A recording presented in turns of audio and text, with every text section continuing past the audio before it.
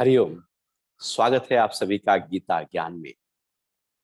हम अध्याय 14 पर है, जहां पर भगवान सत्व, रजस और तमस जो गुण होते हैं, जिनसे पूरे का पूरा जीवन चलता है, उसकी बात कर रहे हैं। तो आज अध्याय 14 के श्लोक 12 से आगे बढ़ते हैं और भगवान कह रहे हैं कि हे भरतों में श्रेष्ठ, रजोगुण के बढ़ने से लोभ, प्रवृत्ति, कर्मों का आरंभ, अशांति और विषय भोगों की लालसा, ये सब उत्पन्न होते हैं। अब भगवान यहां पर उन गुणों की बात कर रहे हैं, उन लक्षणों की बात कर रहे हैं जो एक सामान्य तया हम जीवन को जीते। एक है जो विशेषतया जीवन को जीते हैं, जो सतोगुण में जीवन को जीते हैं, जिसकी बात हमने पिछले सत्संग में की। आज बात हो रही है रजोगुण की। रजोगुण में रहने वाले जो मनुष्य हैं, उनकी संख्या सबसे ज्यादा होती है, या फिर तमोगुण में लोग रहते हैं, सतोगुण में तो सबसे कम रहते हैं। तो भगवान कह रहे हैं कि जब रजोगुण के हमारे शरीर में, हमारे मन में, बुद्धि में, हर स्तर पर जब रजोगुण बढ़ता है,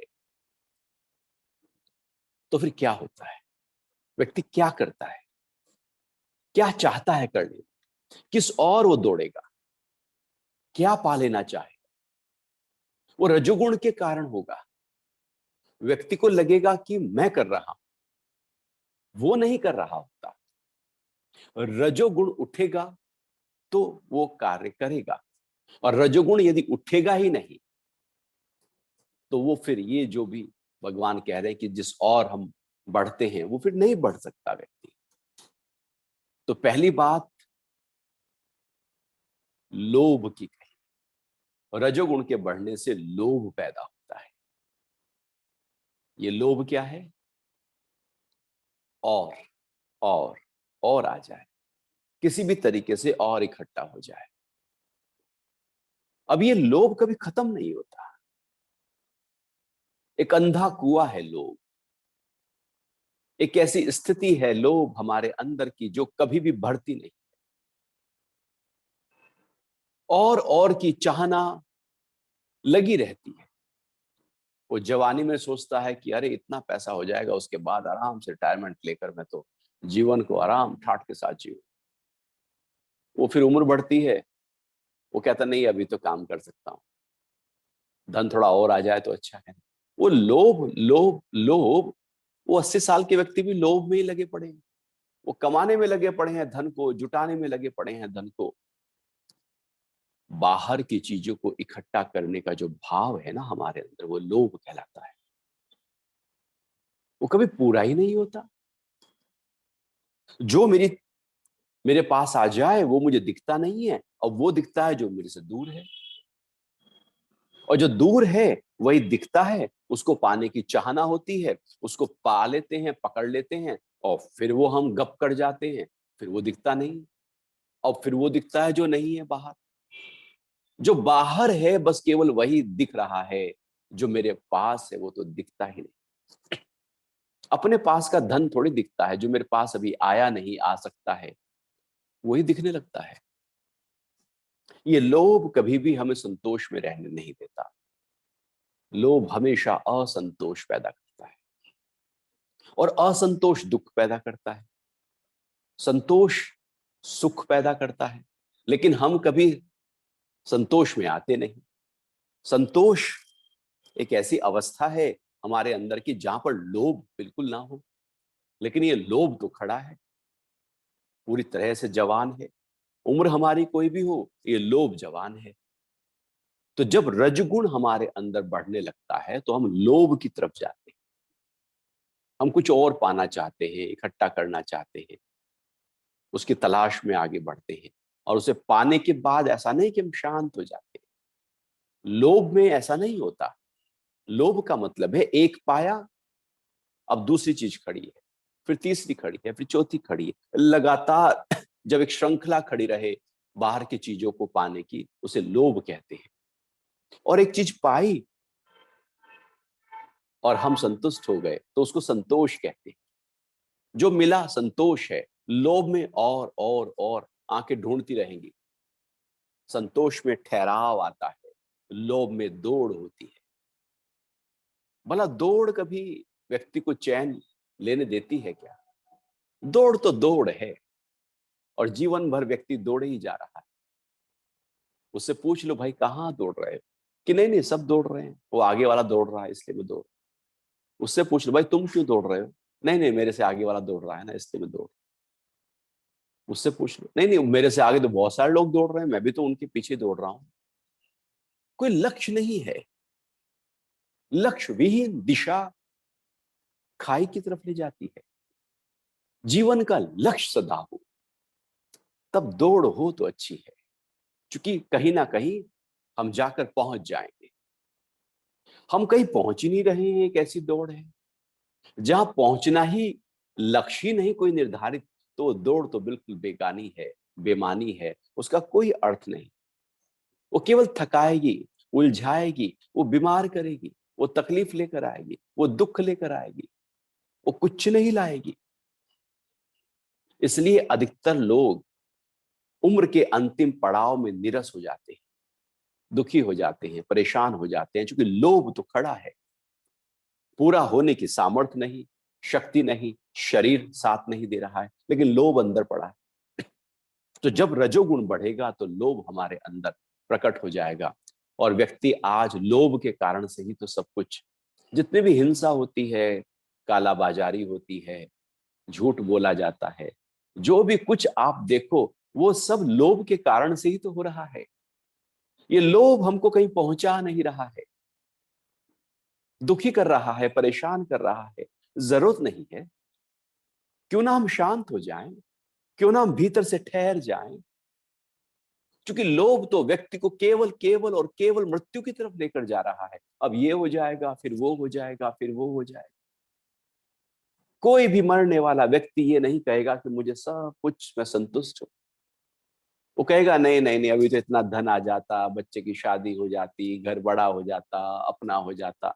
एक अंदर से एक आस जगी रहती है। ये रजोगुण के कारण से जगी रहती है।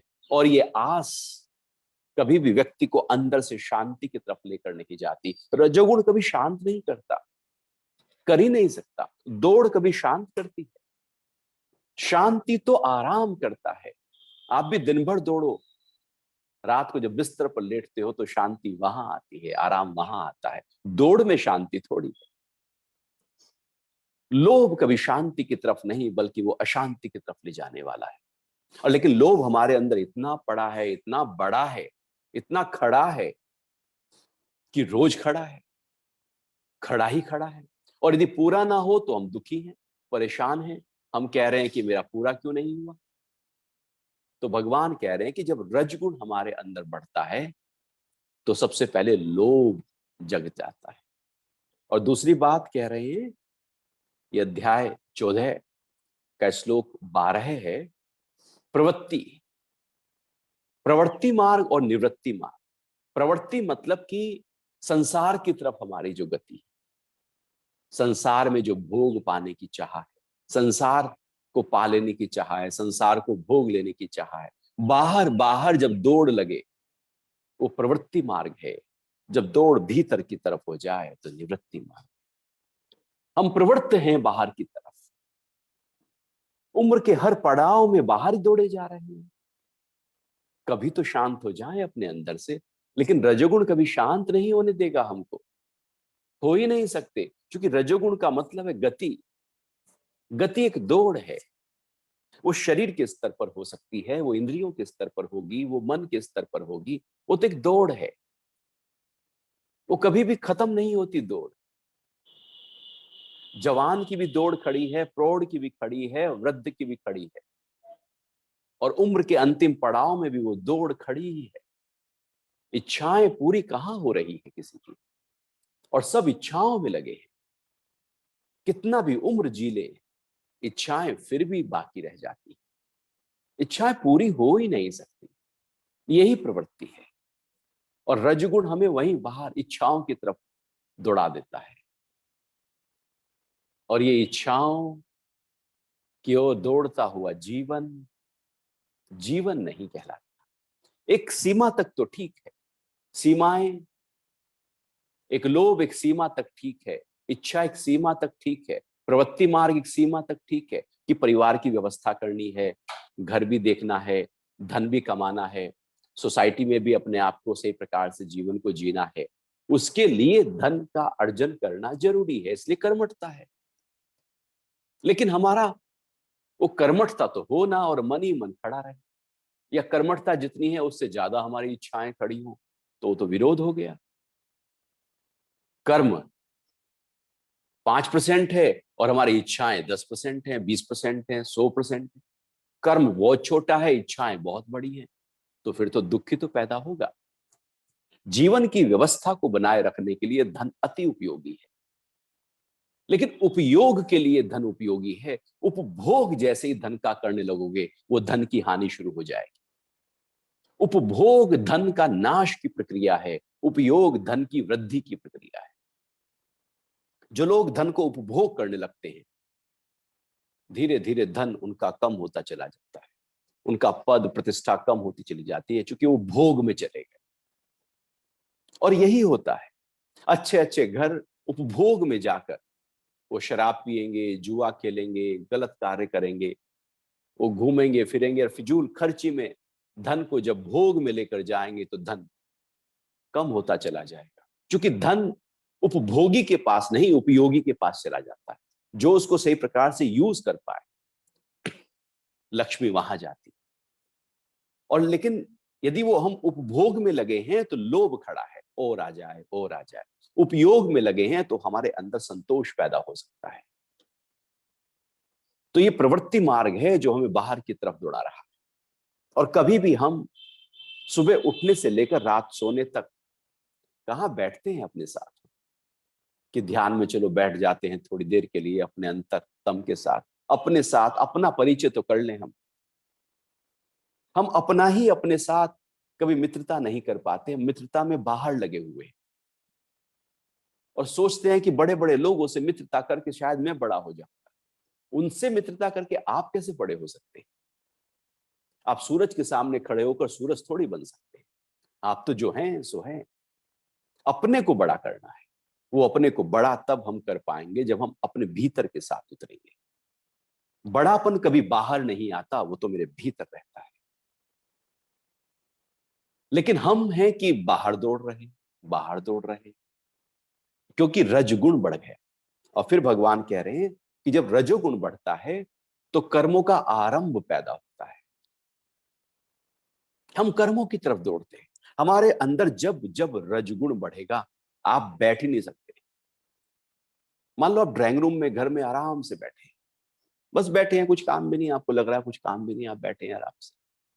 अब रजोगुण ने जोर मारना शुरू किया आपके अंदर, और जैसे ही वो रजोगुण बढ़ा, आप देखना आप उठेंगे और बाथरूम होकर आएंगे, किचन में चले जाएंगे, आप बेडरूम में हो आएंगे, आप बालकनी में खड़े होकर फिर लौट आएंगे और फिर बैठ जाएंगे, आप थोड़ा सा पानी पीकर फिर बैठ जाएंगे।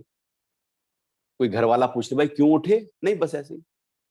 वो रजोगुण उठने ही दे रहा है, वो बैठने ही नहीं देगा। रजोगुण जैसे ही उत्पन्न होगा, या तो मन सक्रिय हो उठेगा, या इंद्रियां बहुत सक्रिय हो जाएंगी, या शरीर गति मांगना शुरू कर देगा, कर्मों का प्रारंभ शुरू कर देंगे। और जिनके अंदर रजोगुण कम होता है, तमोगुण ज्यादा होता है, वो कर्मों की तरफ भी नहीं जाते। वो केवल और केवल गपोड़ी होते हैं, आलसी होते हैं, केवल ख्याल करते रहते हैं। व्यवस्था से जब सतोगुण के आधार पर कर्मों में उतरा जाए, अर्थात रजोगुण सक्रिय किया जाए सतोगुण के आधार पर, तो हर कर्म की दिशा ठीक होती है। और यदि हमारे कर्म तो हैं लेकिन उनकी दिशा ठीक नहीं, कर्मों का आरंभ तो किया लेकिन तम गुण के आधार पर कर लिया। व्यक्ति उठा, रजोगुण गति की और चला गया शराब खाने, तो रजोगुण के कारण से गति तो हुई, लेकिन तमोगुण उसे तम की तरफ लेकर चला गया। वो हमारे ऊपर है जो कर्मों का आरंभ रजोगुण से हो रहा है, अब उस कर्म को हम सतोगुण की तरफ लेकर जाएं या तमगुण की तरफ लेकर जाएं, ये चयन हमारा है, कोई और नहीं करेगा मेरे लिए। मेरे जीवन को मुझे जीना कैसे है वो हम तय करते हैं, उसकी दिशा क्या हो हम तय करते हैं। प्रसन्नता, उत्साह, उमंग, उल्लास, संपन्नता, स्वास्थ्य के साथ जी लेना है, या ऐसे दुखी, परेशान होकर, बीमार होकर, एकदम अव्यवस्थित तरीके से, बिखरेपन के साथ में, कमी के कारण, अभाव के कारण से जीवन जी लेना है। रजगुण कर्मों की तरफ आरंभ करेगा, लेकिन वो कर्म सही दिशा में हो जाए, वो सत्वगुण के आधार पर होते हैं। तो हम जो भी कर्म करते हैं वो रजोगुण के आधार पर करते हैं, और जिनका रजोगुण सही प्रकार से यूज नहीं हो पाता वो तमोगुण की तरफ चले जाते हैं। क्योंकि रजोगुण तो था, आपने यूटिलाइज सही नहीं किया, तो वो तमगुण, वो रजोगुण जो है वो तमगुण में कन्वर्ट हो जाएगा और व्यक्ति तामसिक होने लगेगा। इसलिए जैसे आज का इस समय है, हम सब घर में ही हैं, अब रजोगुण गति कराने देता है, वो कहता है कि चलो, इसलिए हम बाहर जाते हैं, वॉक करते हैं, दौड़ते हैं, कुछ काम करते हैं, ऑफिस जाते हैं, दुकान पे जाएंगे, अपना व्यापार संभालेंगे, एक गति होगी, एक मूवमेंट होगा। जब मूवमेंट ना हो शरीर का, तो शरीर रजोगुण उसमें जो था वो हमने उसको दिया नहीं। अब क्या होगा, रजोगुण तमोगुण में बदल जाएगा और व्यक्ति आलसी हो जाएगा। आलसी होकर कभी वो सोफे पे बैठेगा, कभी बेड पे लेट जाएगा, कभी नीचे लेट जाएगा, कभी टांग पर टांग रख के। वो रजोगुण गति ना होने के कारण से तमगुण में बदल जाता है, और तमगुण शरीर को भारी कर देता है, आलसी कर देता है और बीमार कर देता है। और यही बीमारी की जड़, रजगुण का सही प्रकार से आरंभ न करना या कर्मों का आरंभ न करना। तो अपने रजोगुण को सही प्रकार से यूटिलाइज करना होगा। कर्मों का आरंभ हर व्यक्ति, एक चींटी को भी आप देखो तो वो भी छोटा छोटा धीरे धीरे चलना शुरू करती है, एक मच्छर भी उड़ता है। जहां भी प्राण है वहां गति है। ये गति जो है वो रजगुण के कारण से, पेड़ भी ऊपर की तरफ बढ़ता जा रहा है, गति हो रही है उसमें, रजगुण के कारण से हो रही है। ये जो रजस है ये गति दे रहा है, ये कर्मों का आरंभ करा रहा है हमारे अंदर। तो यूं समझो कि जब जब हमारे अंदर कर्म, अब कर्म तो कुछ भी हो सकता है, आप आंख से देख रहे हो कर्म है, कान से सुन रहे हो कर्म है, सूंघने की क्रिया कर्म है, बोलने की क्रिया कर्म है, आप बाथरूम गए हो कर्म है, किचन में गए हो कर्म है, खा रहे हो कर्म है, सोच रहे हो कर्म है, निर्णय ले रहे हो कर्म है। कर्म तो हर स्तर पर, स्थूल से लेकर सूक्ष्म, छोटे से लेकर बड़े स्तर तक कर्म ही कर्म है। बिना कर्म के तो बड़ा मुश्किल है जीवन। जो व्यक्ति कर्म नहीं करता, समझो कि वो तामसिक वृत्ति हो गया और वो मृत्यु की तरफ जा रहा है। कर्म न करने की क्रिया हमें मृत्यु की तरफ ले जाती है। अब कर्म यदि निष्काम है तो फिर तो वो अमृता की तरफ ले जाती है। कर्म यदि विकर्म है तो वो फिर मृत्यु की तरफ ले जाएगा, तमगुण की तरफ ले जाएगा। और तमगुण कुछ और नहीं, आलस्य, निद्रा, तंद्रा की तरफ, और तंद्रा, निद्रा, आलस्य शरीर की विकृति की तरफ, और विकृति रोग की तरफ, और रोग मृत्यु की तरफ गति कराएगा। इसलिए हम व्यायाम करते हैं, हम एक्टिविटी करते हैं, हम गति देते हैं शरीर को, शरीर को हिलाते डुलाते हैं, वो फिट रहता है। रजोगुण चाहिए शरीर को, क्योंकि वो स्थूल है। जो स्थूल चीजें हैं उनको जितना हिलाते हैं, डुलाते हैं, गति देते हैं, व्यवस्था करते हैं, वो उतना स्वस्थ रहती। जो स्थूल चीजें हैं उनको गति चाहिए, जो सूक्ष्म चीजें हैं उनको स्थिरता चाहिए। मन को स्टेबिलिटी चाहिए, उसको हम दौड़ाते। शरीर को गति चाहिए, उसको हम बैठाते। शरीर को रजोगुण चाहिए, मन को सतोगुण चाहिए। हम मन में रजोगुण ले आते हैं और शरीर में तमोगुण ले आते हैं। शरीर इसलिए बीमार है कि बैठा है, मन इसलिए बीमार है कि दौड़े ही जा रहा है। तो मन को ठहराव चाहिए और शरीर को गति चाहिए। तो सारे कर्म हम शरीर से ही करते हैं, इंद्रियों से करते हैं। तो भगवान कह रहे हैं रजगुण जब आपके अंदर उठेगा तो क्या करोगे आप, कर्मों का आरंभ होगा, और फिर क्या होगा, अशांति। जितना तनाव है, क्रोध है, चिड़चिड़ापन है, झल्लाहट है, बिखरापन है, नाराजगी है, कलह है, घर घर में झगड़े हैं। ये रजोगुण के कारण होते हैं सारे, क्योंकि अशांति पैदा हो गई। भला दौड़ कभी शांति देती है? दौड़ तो शांति नहीं, ठहराव शांति दे सकता है। लेकिन हमने तो जीवन में केवल दौड़ सीख ली, पता नहीं कहां दौड़े जा रहे हैं। एक दौड़, एक दौड़ और एक दौड़ अशांति देती। वो अशांति मेरे मन के स्तर पर, बुद्धि के स्तर पर, हर स्तर पर अंदर से जो मेरे हमारा स्वभाव है शांति का, उस स्वभाव से हम हट जाते हैं और हम अशांत होकर दुखी परेशान होने लगते हैं। रजोगुण जब गति अधिक मात्रा में होने लगती है तो व्यक्ति अशांत होने लगता है, इसलिए तनाव आता है। जो बहुत ज्यादा काम करते हैं, तनाव, स्ट्रेस उन्हीं को होगा, चिड़चिड़ापन होगा, झल्लाहट होगी, उद्विग्नता होगी, फिर डिप्रेशन आ जाए।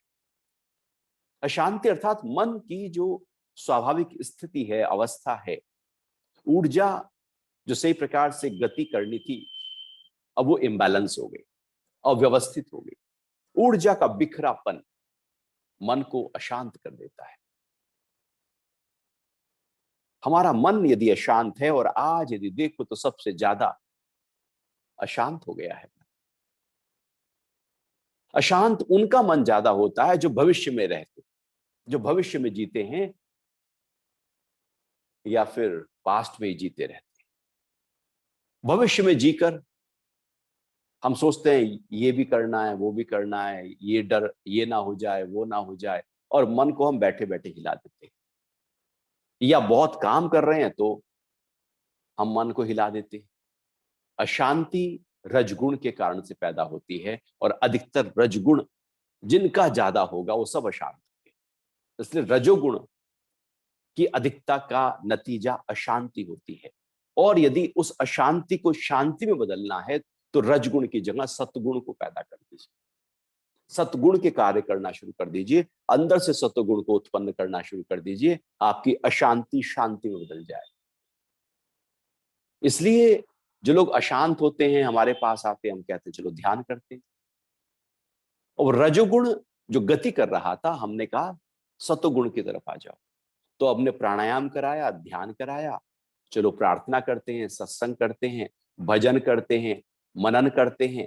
जैसे ही वो रजोगुण कन्वर्ट हुआ सतोगुण में, या सतोगुण बढ़ा, वो अशांति कहीं चली गई। वो तो रजोगुण का विकार था, विकृति थी। और फिर भगवान कह रहे हैं और विषय भोगों की लालसा। अब ये भी हमारे अंदर बड़ी बीमारी है, बीमारी है। और भोग लूं, ये भोग लूं, वो भोग लूं, ये भोग कभी खत्म ही नहीं होते। विषयों, विषय कहते हैं जैसे हमारी इंद्रियां, आंख है। अब आंख जो है वो देखने का काम करती है, तो जो रूप है, जो दिखता है, वो विषय कहलाएगा। आंख का विषय रूप है, कान का विषय शब्द है, नाक का विषय गंध है, जीभ का विषय स्वाद है, त्वचा का विषय स्पर्श है। तो ये इनके विषय हैं। हम त्वचा से चाहते हैं कोमल एहसास हो, फूल जैसा एहसास हो, जैसा हम चाहते हैं उतना ठंडा हो, उतना गर्म हो। हम अपनी त्वचा को एहसास, इसलिए हम टच करते हैं। वो जो त्वचा का जो विषय है वो अंदर बहुत बड़ा होता है। इसलिए सारी जो काम वासना है वो स्पर्श से शुरू हो जाती है। वो विषय भोग है, या अच्छा रूप देखने की चाह है, अच्छे शब्द सुनने की चाह है, अपने वालों के शब्द सुनने की चाह है, या कुछ ऐसा खाने की चाह जिससे मेरी जीभ में एकदम वो खुश हो जाए। ये लगातार हमारे अंदर जो विषय हैं और उनके जो भोग हैं वो पड़े हैं। हम चाहते हैं ये पूरे हो जाए। और विषय भोगों की जो लालसा है वो खत्म कहाँ होती है जी, वो तो चलती रहती है। व्यक्ति कमजोर हो जाएगा लेकिन वो भोग खड़े रहेंगे। भोग नहीं जाते, भोग जा ही नहीं सकते, वो तो अंदर डीप में कहीं पड़े हैं, क्योंकि रजोगुण उनको और पैदा कर रहा है। जब जब रजोगुण उठेगा हम विषयों की तरफ भागेंगे। व्यक्ति बीमार हो अब विषय की तरफ वो जा नहीं पा रहा है, लेकिन ऐसा नहीं कि वो जाना नहीं चाहता, वो जाना चाहता है, अभी इंद्रियां उठा नहीं पा रही।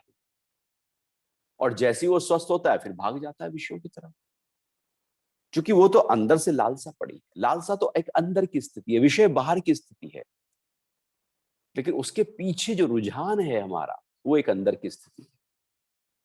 तो इस तरह से ये सब उत्पन्न होते हैं जब रजगुण उत्पन्न होता है। तो ये अधिकतर हर व्यक्ति की कहानी यही है। हम इसी में ही कुछ अपने आप को जीवन जीते रहते हैं। और फिर आगे 13वां श्लोक भी देखते हैं भगवान क्या कह रहे हैं 14वें अध्याय का। तो भगवान अब तम गुण की बात कर रहे हैं। अभी तो रजगुण की बात की थी, उससे पहले सतगुण की बात की थी। अब तमगुण जब बढ़ता है तो क्या होता है? अब तमगुण तो बढ़ेगा। अब 3 गुण हैं, कभी एक बढ़ेगा, कभी दूसरा बढ़ेगा, कभी तीसरा खड़ा हो जाएगा। वो तो बढ़ेगा ही बढ़ेगा। तो हे कुरुनंदन, तमगुण के बढ़ने पर अप्रकाश, निष्क्रियता, असावधानी और मोह, ये सब उत्पन्न होते हैं। अब जब हमारे अंदर तम गुण बढ़ता है तो क्या होता है? कैसे हम पता लगाएं कि हमारे अंदर तम गुण बढ़ गए? कोई तो तरीका हो।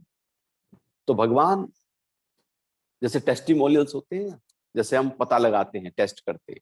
अब अंदर की स्थिति को पता लगाने के लिए सबसे पहली बात है तम गुण के बढ़ने पर अप्रकाश। अप्रकाश का मतलब होता है अंधेरा, प्रकाश का न होना। अंधेरा अपने आप में कुछ नहीं होता, या तो प्रकाश होता है या प्रकाश नहीं होता। जब प्रकाश नहीं होता तो उस अवस्था को अप्रकाश कहते हैं, उसी को हम अंधेरा कहते हैं। प्रकाश आ जाएगा तो अंधेरा चला जाएगा। अंधेरे की अपनी कोई हस्ती नहीं है। प्रकाश के आने पर वो टिक नहीं सकता। यदि उसकी हस्ती होती तो ठहर सकता था। वो कहता नहीं मेरी हस्ती है, इंडिविजुअल आइडेंटिटी है मेरी। अंधेरे की आइडेंटिटी कुछ नहीं, बस प्रकाश है या प्रकाश नहीं। इसलिए यहां पर भगवान ने बहुत ही अच्छी तरह से इस शब्द का प्रयोग किया, अप्रकाश। अंधेरा भी कहा जा सकता था, अंधकार भी कहा जा सकता था, लेकिन अप्रकाश।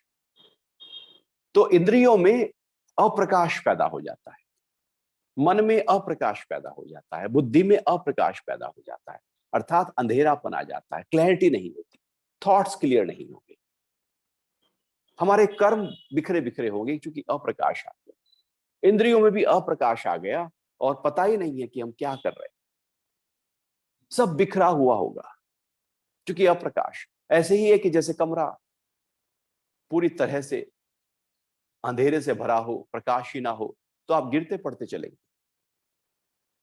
कैसा होगा वो सफर जहां पर आपकी कार की हेडलाइट टूट गई हो, रात्रि का सफर हो रहा हो, अप्रकाश है।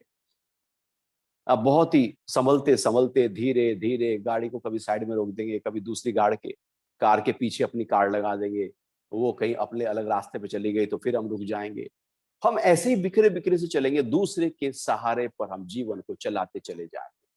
और तामसिक व्यक्ति अपने सहारे पर नहीं जीता, वो दूसरे के सहारों पर जीता है। क्योंकि वहां पर अप्रकाश आ गया, वो खुद निर्णय नहीं ले पाता। और तामसिक व्यक्ति जब निर्णय लेता है तो बिल्कुल उल्टे निर्णय लेता है, बिखरे हुए निर्णय होंगे उसके, उसके सही दिशा के निर्णय नहीं होंगे। क्योंकि अंधेरे के निर्णय भला कोई अच्छे थोड़ी होते। अंधेरे में हम तीर मार रहे हैं, अब अंधेरे में तीर आप खींचोगे तो वो निशाना ठीक कैसे होगा? अंदर तो अप्रकाश पड़ा है, अंदर तो तमगुण पड़ा है, और आप निर्णय ले रहे हैं, आप कर्म कर रहे हैं, आप थॉट्स को क्लियर कर रहे हैं, वो कैसे होगा? अप्रकाश तमगुण के कारण से पैदा होता है, और तमगुण जब बढ़ता है तो व्यक्ति को बिखेरता है, बिखेरता है, केवल बिखेरता है, क्योंकि अप्रकाश आ गया और जीवन प्रकाश में होता है। आप ही बताओ ना, बिल्कुल अमावस की रात जैसे बाहर गुप्त अंधेरा है, ऐसे अंदर भी गुप्त अंधेरा हो। हमें लगता है कि बाहर की रोशनी करने पर हम प्रकाश में आ गए, ये तो बाहर की रोशनी है। भगवान जिस अप्रकाश की बात कर रहे हैं वो तो अंदर का है, वो अंधेरा तो अंदर का है, वो तमस तो अंदर का है। बाहर कितने भी आप लाइट्स लगा लो, उससे अंदर का जो अंधेरा है वो दूर थोड़ी हो जाएगा। अंदर का अंधेरा अंदर के साथ रहेगा, तम गुण। और जो बहुत ज्यादा तामसिक लोग होते हैं, जिनके अंदर अंधेरा ज्यादा होता है, वो बाहर ज्यादा लाइट जलाकर बैठ जाते हैं। लेकिन जो अंदर से प्रकाश से भरे हुए हैं, उनको बाहर ज्यादा लाइट की आवश्यकता ही नहीं, क्योंकि प्रकाश ही प्रकाश उनके अंदर से बह रहा है। तो जहां चकाचौंध ज्यादा है, इसलिए आप मॉल में जाएंगे चकाचौंध है, आप कहीं 5 स्टार्स में जाएंगे, होटल्स में जाएंगे, चकाचौंध है, चकाचौंध ज्यादा है, समझो कि वहां तामसिक कार्य हो रहे, या अंधेरा ज्यादा है, तामसिक कार्य हो रहे। मध्यम में होना चाहिए। भगवान कह रहे कि अप्रकाश व्यक्ति के अंदर यदि है तो समझो कि तामसिक वृत्ति, तामसिक गुण पैदा हो रहा है। और अधिकतर ये देखो कि जीवन जो दुख के साथ जी रहे हैं, परेशानी के साथ जी रहे हैं, निराशा के साथ जी रहे हैं, अशांत होकर जी रहे हैं, बिखरे बिखरे जी रहे हैं, धन की कमी के अभाव में जी रहे हैं, बीमारी में जी रहे हैं, समझो कि उनके अंदर अप्रकाश था। अपने जीवन को हम कैसे भी जी सकते थे, लेकिन हमने चुन लिया अप्रकाश वाली यात्रा, हमने चुन ली तम गुण की यात्रा। तो कहां पहुंचाएगी? केवल गड्ढे में गिराएगी, गड्ढे में गिरा देती है। फिर दूसरी बात कह रहे हैं भगवान, निष्क्रियता। अब निष्क्रियता भी हमारे अंदर जो है वो तम गुण के कारण से पैदा होती है। व्यक्ति आलसी हो जाता है, निठल्ला हो जाता है, पड़ा है बस, काम पे जाना है, जा नहीं रहा। नहीं, वो दुकान जो है ना वो नौकर संभाल लेंगे, वो होटल नौकर संभाल लेंगे, वो कोई और देख लेगा। कंपनी है, लोगों के नहीं नहीं छोड़ो, अब तो बहुत उम्र हो गई, काम कर लिया। वो निष्क्रियता आ जाती है। तम गुण निष्क्रियता देता है। और ये जो निष्क्रियता है, ये बस समझो अधोगति की निशानी। अब डाउनफॉल होना शुरू हो गया। निष्क्रियता कभी भी ऊर्ध्व गति नहीं देती, क्योंकि निष्क्रियता तो नीचे की तरफ लेकर जाएगी, वो तो ग्रेविटी अपनी तरफ खींच लेगी। आप घर में निष्क्रिय होकर पड़ जाओ, सो जाओ। अभी आप दौड़ भी सकते थे, लेकिन आप सो रहे हो, क्योंकि आपने तमगुण के कारण से आलस्य आया और निष्क्रियता। निष्क्रिय व्यक्ति केवल और केवल मृत्यु की तरफ गति कर रहा है। निष्क्रिय व्यक्ति ना तो जगत में कुछ कर सकता है, वो जो है, कई बार होता है ना, दादलाई है, परंपरा से है, इनहेरेंट है, माता पिता से, उनके माता पिता से कुछ धन, कुछ पद आया है, कुछ प्रॉपर्टी आई है, कुछ व्यवस्था आई है, कुछ कुछ आ गया, मैंने इकट्ठा नहीं किया। जिन्होंने कुछ इकट्ठा नहीं किया वो लोग निष्क्रिय होते हैं, क्योंकि वो कुछ कर ही नहीं रहे, कुछ करना ही नहीं चाहते, क्योंकि उन्हें दिख रहा है कि बहुत है। और अक्सर जब जिनके यहां ज्यादा होता है, वो निष्क्रियता ज्यादा दिखाते हैं, वो तमसिक वृत्तियों में ज्यादा चले जाते हैं, क्योंकि पता है कि बहुत है। और वो निष्क्रियता अंदर कहीं घर करने लगती है, और उनकी दिशा कहीं बदलने लगती है। जिन घरों में कुछ नहीं होता, वहां के बच्चे फिर भी आगे बढ़ने की कोशिश करते रहते हैं। जिन घरों में बहुत कुछ होता है, वो बच्चे बिखरने में लगे रहते हैं, क्योंकि वहां पर एक निष्क्रियता आ जाती है, क्योंकि तम गुण बढ़ गया है, क्योंकि पता है कि सब कुछ है, वो सब कुछ है, उसके कारण से कुछ करने का भाव नहीं उठता। सतोगुण तो बहुत दूर की बात है।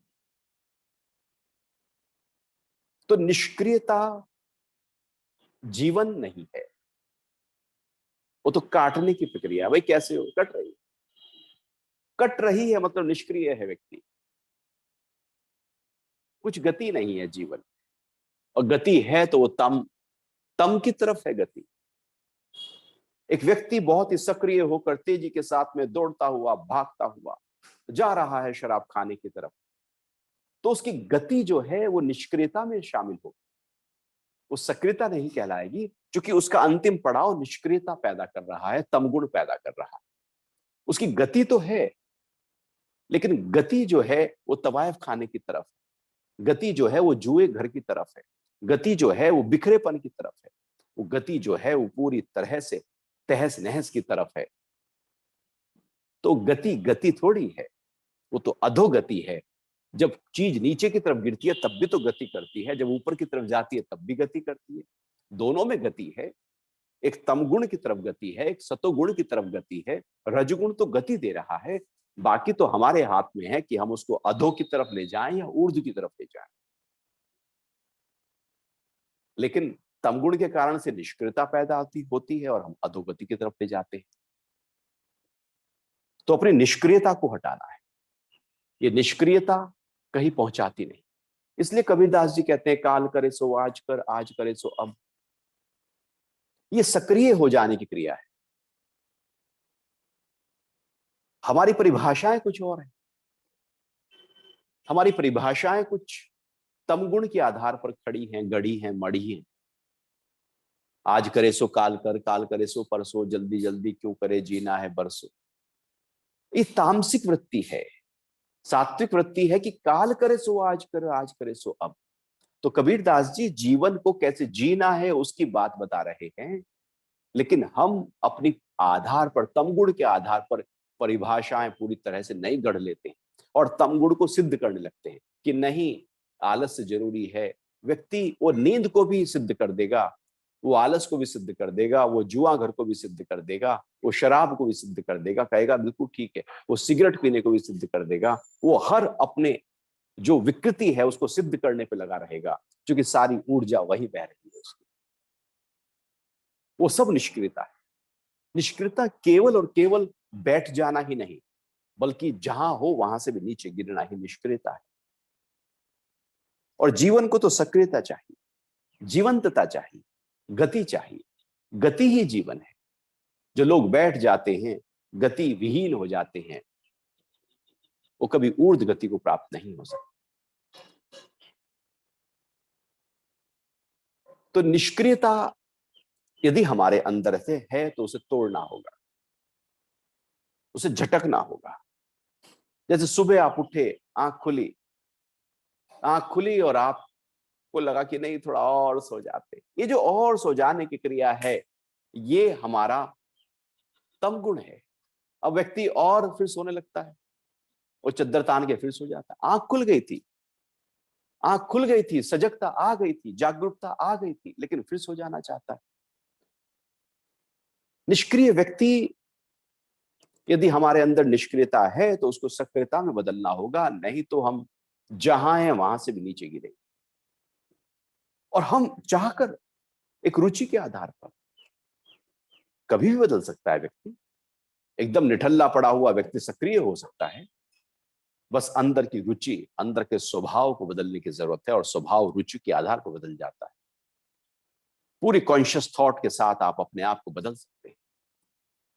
तो निष्क्रियता को हटा दीजिए। जब जरूरत है, रात को नींद में जरूरत है, तब ठीक है, एक सीमा में ठीक है। सीमा से परे वो विकृति देगा। जैसे आप खाना खा रहे हो, एक सीमा तक खाना ठीक है, लेकिन उससे ज्यादा खाओगे तो वही ज्यादा खाना बीमारी का कारण बन जाएगा। एक सीमा तक तो सोना ठीक है, ज्यादा सोओगे तो बीमारी का कारण बन जाएगा।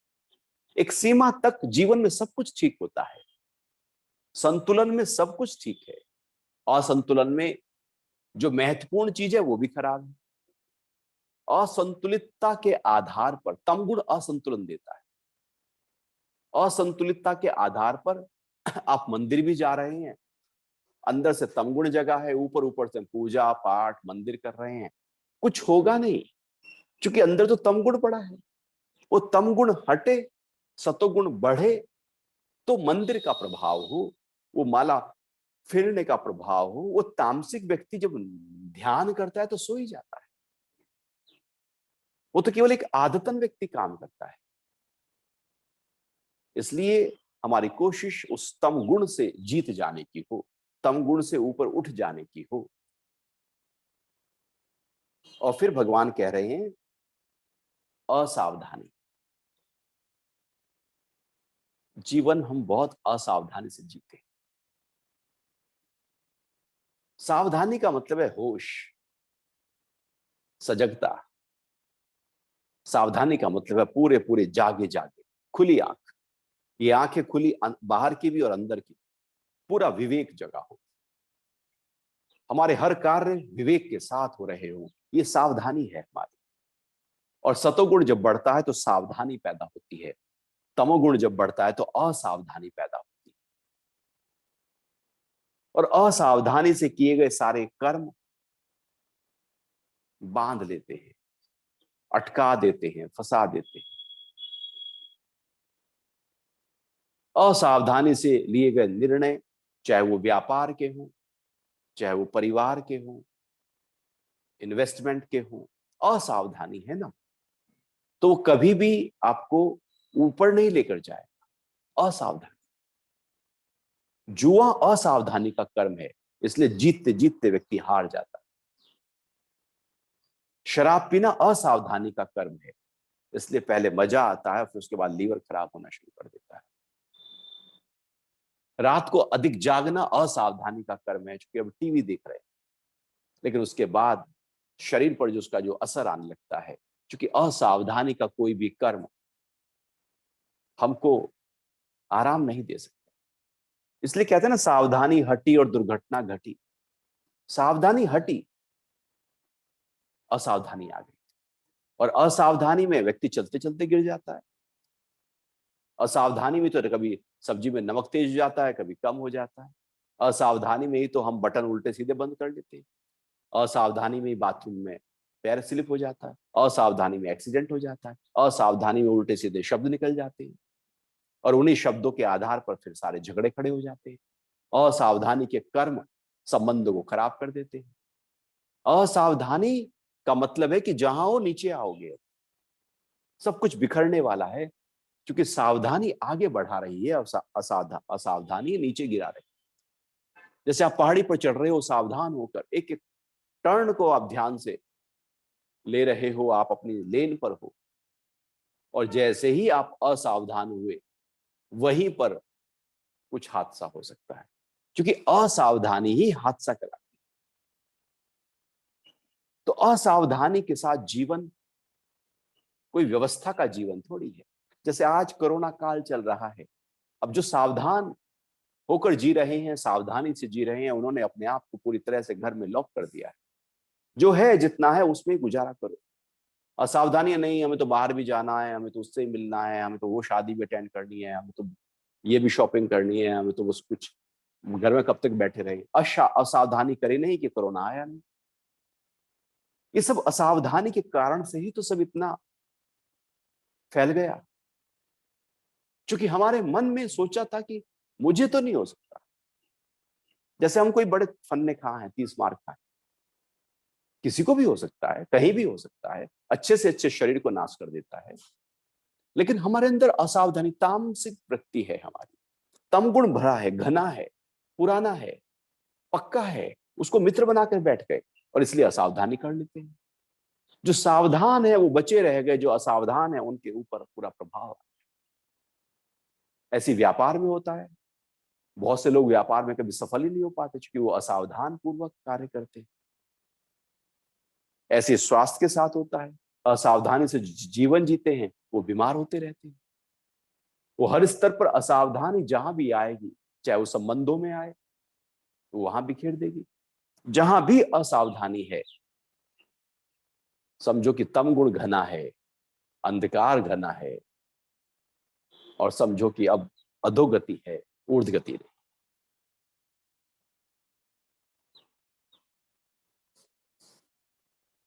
फिर आगे भगवान एक और बात कह रहे हैं, वो कह रहे हैं मोह, अटैचमेंट, आसक्ति। जब तम गुण हमारे अंदर बड़ा होता है, घना होता है, तो हम मोह में आ जाते हैं, मोहित हो जाते हैं। मोह का मतलब होता है हम बस किन्हीं गिने चुने लोगों से प्रेम कर रहे हैं, फूक फूक कर, सूंघ सूंघ कर हम प्रेम कर रहे हैं, अपने वालों को देखकर प्रेम कर रहे हैं। जब मेरा प्रेम सीमाओं में बंधने लगे, छोटा हो जाए, सीमित हो जाए, उसका दायरा आ जाए, तो उसको मोह कहते हैं। और जब मेरा मोह असीम हो जाए, फैलता चला जाए, विस्तृत हो जाए, विशाल हो जाए, उसको प्रेम कहते हैं। प्रेम है कि वसुदेव कुटुंबकम, सबको अपनेपन के साथ प्रेम करना, ये प्रेम है। और मोह है बस अपने वाले को प्रेम करना, वो मोह है। हम कुत्ते को भी लाते हैं, अपने घर में पालते हैं, उससे मोह हो जाता है।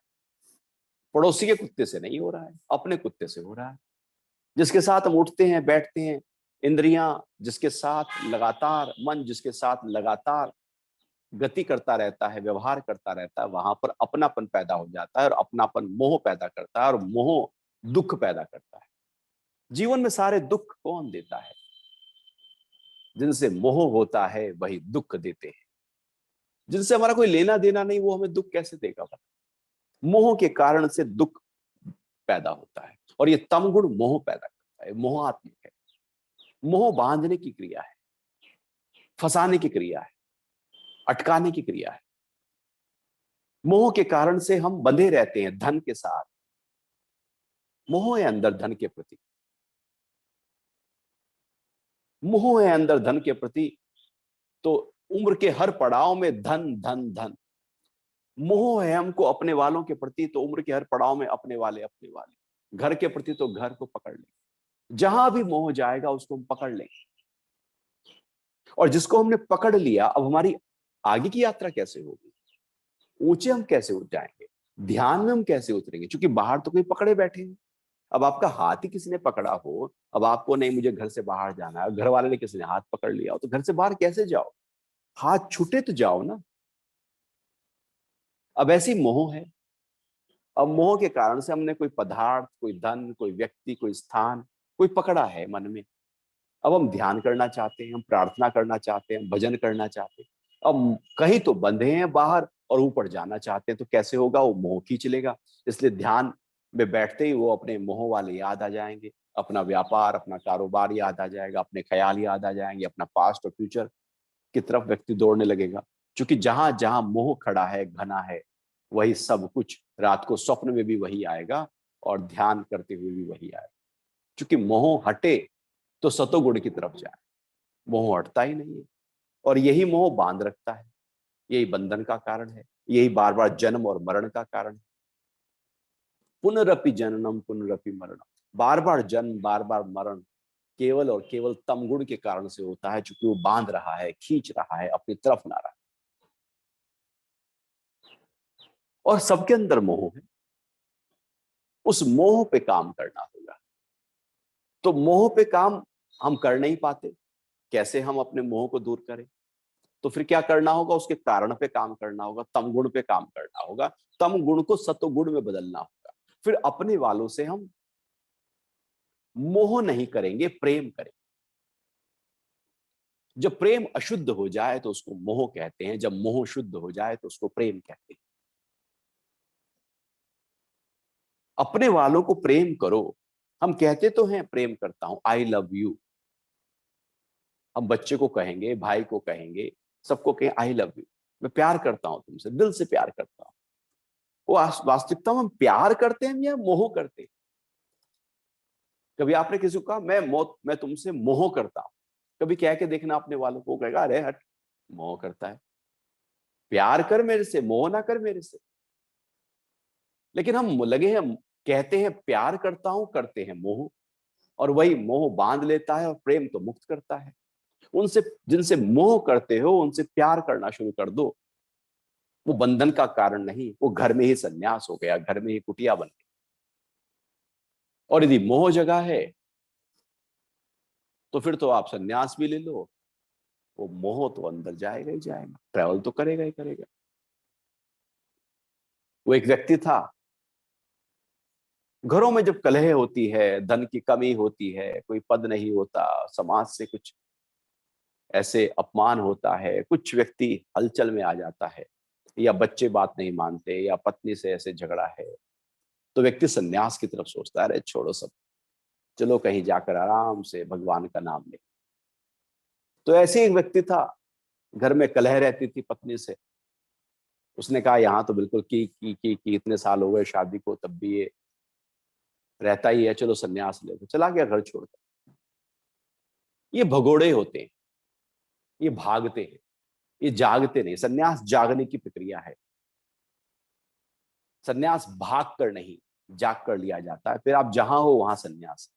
घर छोड़ने की जरूरत नहीं। घर भला क्या बांध लेगा? उस ऊंची स्थिति को घर बांध लेगा?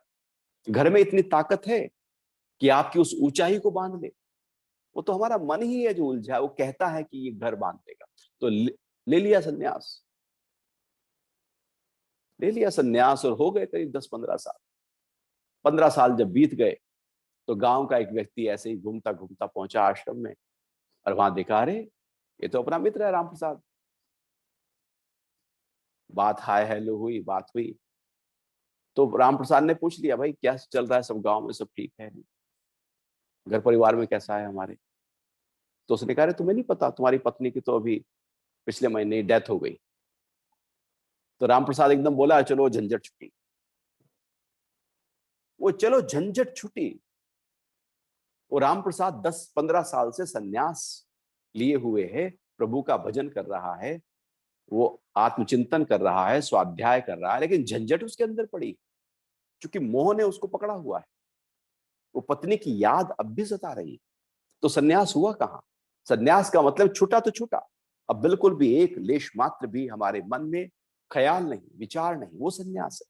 कर्मों का सन्यास हो जाए, फलों का सन्यास हो जाए, अपने पास्ट का सन्यास हो जाए, फ्यूचर का सन्यास हो जाए, बॉडी कॉन्शियसनेस का सन्यास हो जाए। इसके तो नागा होते हैं।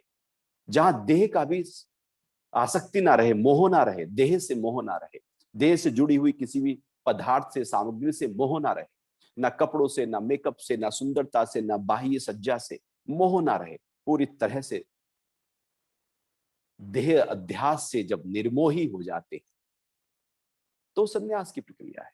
फिर कपड़े पहनो ना पहनो एक ही बात है। भगवान महावीर नंगे हो गए, कपड़े पहनो ना पहनो एक ही बात, तो पहन लो, राजा की तरह पहन लो, तो भी कपड़ों के प्रति आसक्ति नहीं। तो कह रहा है चलो चंद झंझट छूटी। इसका मतलब है कि उसका मोह के तार अब भी जू के त्यों कसे हुए हैं। ये मोह जाता कहां है? ये तो पड़ा है। ऊपर ऊपर से तो हमने कहा हमने सन्यास ले लिया, हमने तो छोड़ दिया, सब कुछ छोड़ दिया, लेकिन अंदर तो जू का त्यों खड़ा है। अंदर से उसको इस पे काम करना होगा। उस मोह को, मोह पे काम करने के लिए तम गुण पे काम करना होगा, और प्रेम को बढ़ाओ। प्रेम के भाव में आओ ना, प्रेम करो। हम प्रेम ही नहीं करते।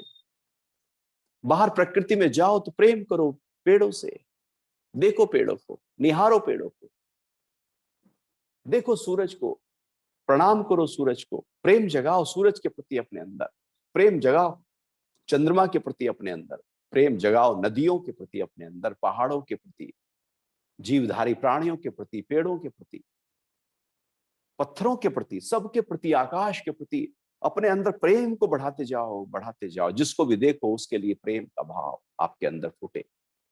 प्रेम कोई कृत्य नहीं, कुछ करना नहीं है।